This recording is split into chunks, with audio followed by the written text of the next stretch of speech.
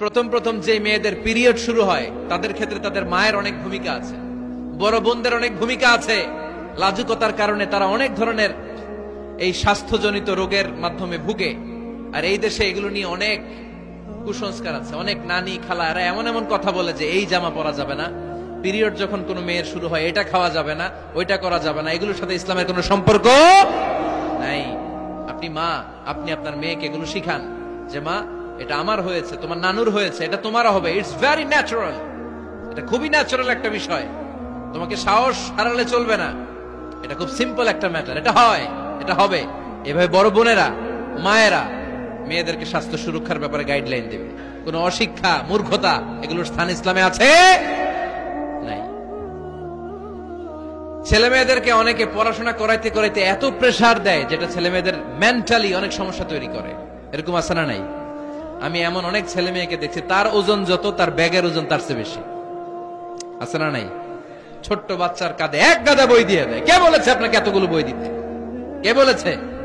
জোর করে চাপিয়ে দেওয়ার নাম, বিদ্যা চাপিয়ে দেওয়ার নাম শিক্ষা নয়।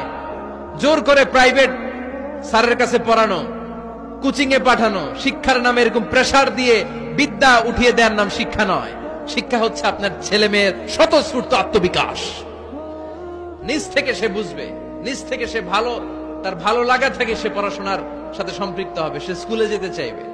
পৃথিবীর এমনও অনেক স্কুল আছে, পৃথিবীতে ইউরোপ কান্ট্রিতে এমনও অনেক স্কুল আছে যেদিন তাদেরকে ছুটি দেওয়া হয় সামার ভ্যাকেশন, ওই দিন বাচ্চারা সবাই কান্না করে, কারণ কালকে থেকে স্কুল বন্ধ।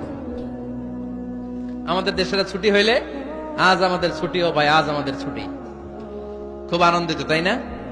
কারণ ওই যে স্যাররা পিটায়, ক্লাসে মজা করে পড়ায় না।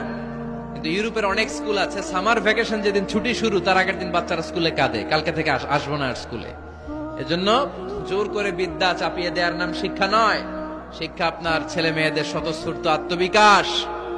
ভালো শিক্ষক বাছাই করুন, ভালো টিউটর, ভালো প্রতিষ্ঠান। ভালো প্রতিষ্ঠান অনেক জরুরি। বাংলাদেশের অনেক লজ্জাজনক হলেও সত্যি, অনেক মাদ্রাসার মধ্যে শিক্ষার্থীদের উপর নির্যাতন করা হয়, শারীরিক নির্যাতনের মতো ঘটনাও ঘটে। আছে না নাই?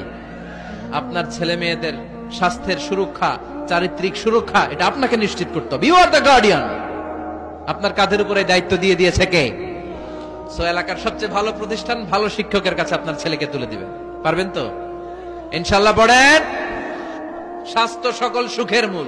আমরা ছোটবেলা পড়তাম early to bed and early to rise makes a man healthy, wealthy and wise. আগে যে ঘুমায়, আগে যে ঘুম থেকে ওঠে, এ সম্পদশালী হয়, এ স্বাস্থ্যশালী হয়, এ হয় এলাকার সবচেয়ে জ্ঞানী। ঠিক কিনা? এখন ছেলে মেয়ে রাতে ঘুমায় দেরি করে, সকালে উঠে দেরি করে, ফজরের নামাজ নাই, মক্তব নাই, স্কুলে যায় দেরি করে। এরকম আছে না নাই? না, বাচ্চাদেরকে শিখাবেন। স্বাস্থ্য সুরক্ষার নীতিমালা বিষ্ণু ইসলাম শিখিয়ে গিয়েছেন। বাচ্চাকে মেসওয়াক কিভাবে করতে হয় শিখাই দিবেন। পারবেন? ব্রাশ কিভাবে করতে হয় শিখাই দিবেন। স্যানিটেশন, হাইজিন কিভাবে মেনটেন করতে হয় শিখাবেন। টয়লেটে ঢুকে কি করতে হয় এগুলো শিখায় না অনেক মা বাবা। আছে না নাই? কিভাবে টয়লেট করতে হয়, টয়লেট শেষে কিভাবে হাত ধুইতে হয়। স্বাস্থ্য সুরক্ষার ব্যাপারে প্রত্যেকটা ছেলে মেয়েকে কমন কিছু রুকিয়া শিখাবেন। প্রত্যেক ছেলে এবং মেয়ে নিজের ঝাড়ফুঁক যেন নিজেই করতে পারে। আয়াতুল কুরসি প্রত্যেকটা ছেলেকে শেখাবেন, সূরা ফাতিহা শেখাবেন, 3 কুল শিখাবেন। আপনার ছেলে, আপনার মেয়ে নিজেই যেন নিজের ঝাড়ফুঁকটা করতে পারে।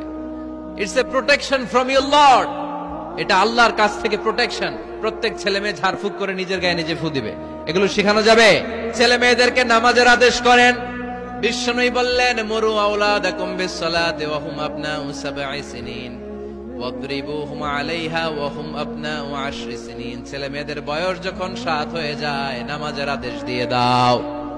আবার ছেলে মেয়েদের বয়স যখন 10 হয়ে যায় শাসন করে হলেও মসজিদের ভিতরে ঢুকায় দাও। আদেশটা কার?